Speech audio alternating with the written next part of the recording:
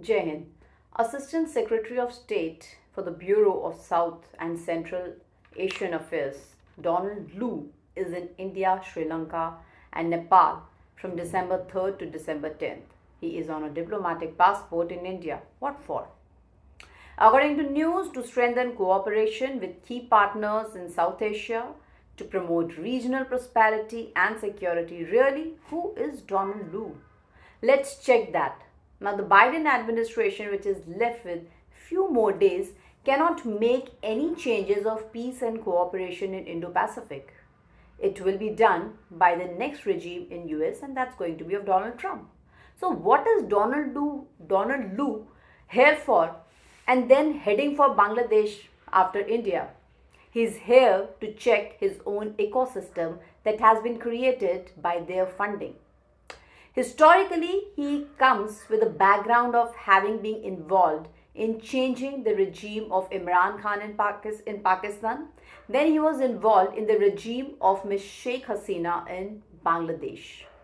Mr. Yunus is his man who is a puppet of CIA. Now we are aware about these recent Sambhal case also, in which the UP police found multiple fire cartridges. It was revealed that 6 fixed cartridges, including a 9 mm case and a 12 mm bore cartridge, were found at the scene. Now these fire cartridges were of POF, Pakistan Ordnance Factory, 9 mm 68 by 26, 1 FL Star, Florida, which has a mark of striker pin. A made in USA 12 mm bore cartridge was also found. Now, none of these bores belong to the police. A total of 6 fired cartridges were found. So we see the presence of America also in India. We knew about Pakistan and China playing all these dirty games, but this is also a reality. So the game of Donald Lu is not hidden, though not spoken much about it, but we must understand the dirty game behind this visit. He will be going to Bangladesh after this. India-US relationship is good, but that does not mean India will let America do what they want to do in India. And that's where US doesn't like this kind of strategic autonomy that India asserts to USA. It all started from 2023 when America was after India to isolate Russia. Let me share my own pure personal example where I was also part of the Indo-US conclave, where Eric Garcetti clearly said India to leave Russia if they want to have relations with America. And there were so many such kind of associated conversations.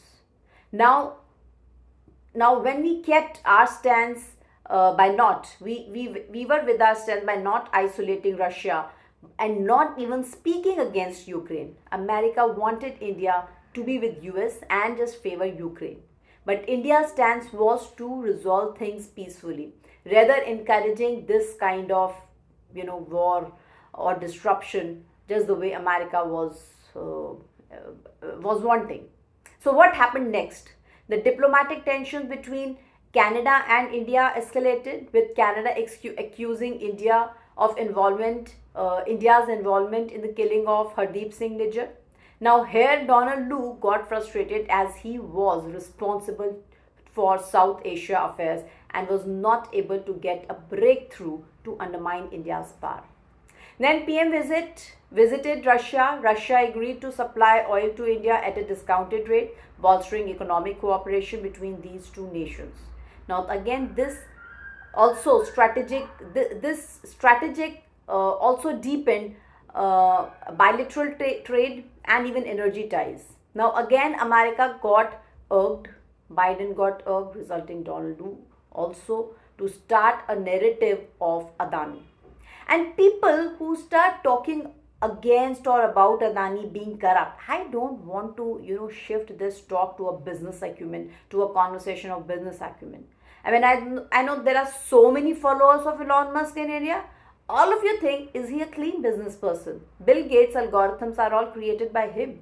So why so much of apprehensions again Indian business tycoon when they are doing the business and when they are globalizing? So basically, the game was to spoil the image of Bharat. Then PM Modi emphasized the country's strategic autonomy during the visit to America, highlighting India's commitment to making decisions based on its own national interests. Now, this stance is rooted in India's historical policy of alignment and neutrality, allowing the country to maintain flexibility in its policy making and respond to regional dynamics effectively. Now, again, Biden and Donald Lu were reportedly left astonished on this kind of dialogue in their own country when Prime Minister Modi had visited. So then narrative of democracy in danger was started, that India's democracy is in danger was started. And we know the kind of external influence that India is having to destroy the present regime. But still, after the elections, PM Modi again went to Russia to strengthen and deepen defense deals. Then the narrative of Pannu started that he's being killed by Indians. Now, what was the result of India-Russia visit that affected US so much? The back office dialogue started between India and China, and of course, America didn't like it. Then, what was the dirty game played? The neighborhood country Bangladesh was touched by America. Muhammad Yunus, their own man, was planted. He was given the authority. Bangladeshi Hindus were killed, they were harassed, and then again the blame game started against the Indian government as they were not able to do anything. Anti-Indian sentiment within some sections of Bangladeshi society and politics and even within India started. Again, the Indian government faces criticism for inaction because of this Donald Lu. Then this Sambhal case happened. Now this is the sequence of this is the sequence of all events. With this as a background, what is Donald Lu doing in India on a diplomatic passport?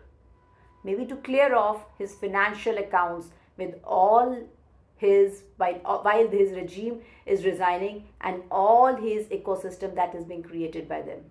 Do let us know about your thoughts on this in our comment section. Jai Hind.